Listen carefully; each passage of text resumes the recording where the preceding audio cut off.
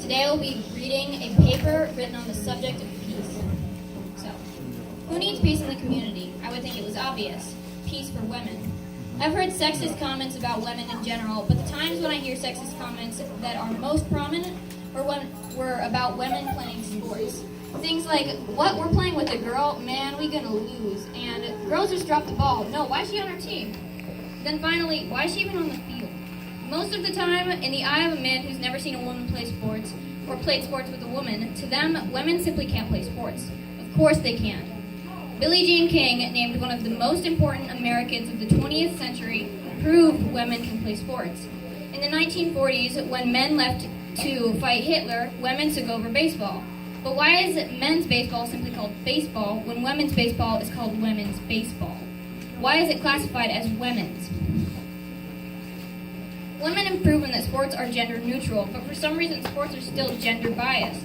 Why are we classifying everything as woman or man when whatever we're meaning to classify can just simply be? In 2015, when you include the 25,400,000 viewers who watched the USA-Japan Final World Cup on Fox, USA Men's World Cup games outdrew US Women's World Cup games by 74%. On September 10th, 2018, Serena Williams, a famous tennis player, was fined a total of $17,000 for verbal abuse towards the umpire during her match against Naomi Osaka. Does anyone in the crowd think that she would have been fined for her outburst if she were male?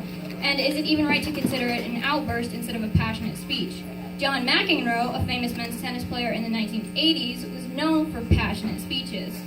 Time magazine referred to his most famous one in Stockholm in 1984 as spectacular outburst. Yet why is it called spectacular with him but verbal abuse with her? When I want to play sports with men, from my experience, I first have to prove that I am a good player. When men enter into a sport, the other players automatically assume he can play. When a woman enters into a sport, it is preconceived that she cannot play. Yet again, another piece of evidence that sports itself is biased. The assumption of a girl or a woman not being able to play a sport leads to two things. One being that the men push her out, or that they go easy on her, inevitably leading to her technically not playing a sport at all. What's the point of a sport when there's no competition? At school, I participate in casual basketball and football. Before anyone asks, yes, I do play with all the tall guys in competitive basketball, and yes, I do play with the bigger guys in football. But before I could, I had to prove that I was an all-right player. Before I proved to them that I could play, I stood around the court, waving my arms like Dumbo trying to fly, okay? And let me give you some free advice. Don't ask for the ball. I 99% promise you, you won't receive it.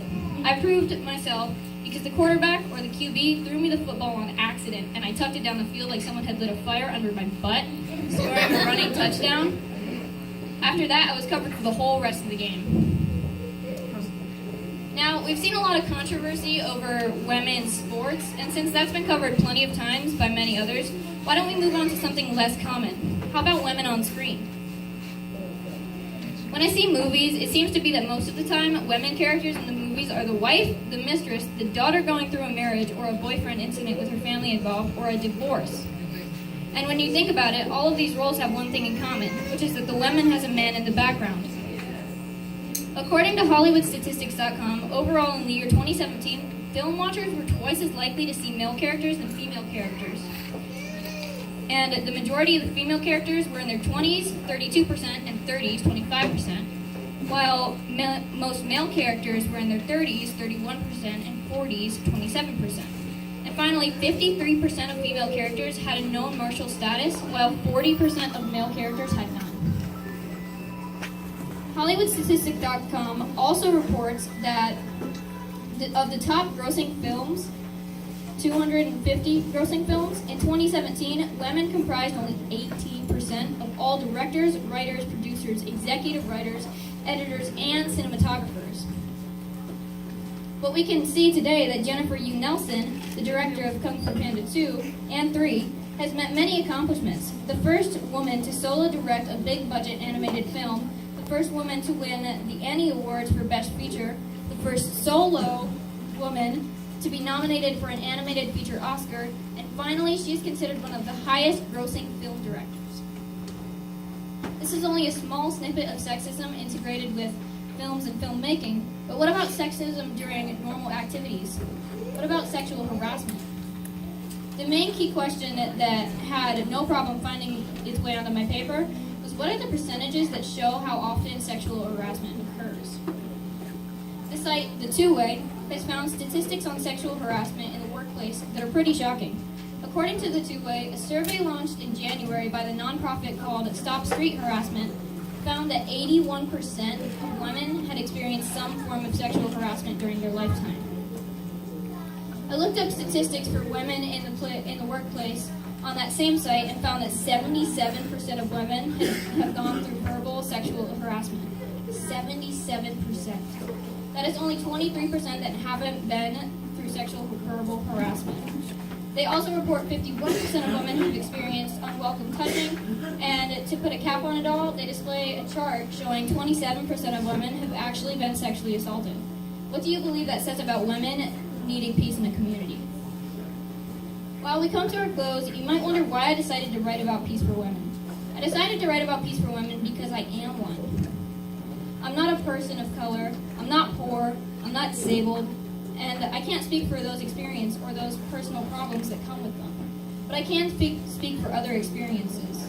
And I can tell you, if other people hadn't chosen to stand up for me over my sexist experience, I probably wouldn't have written this paper.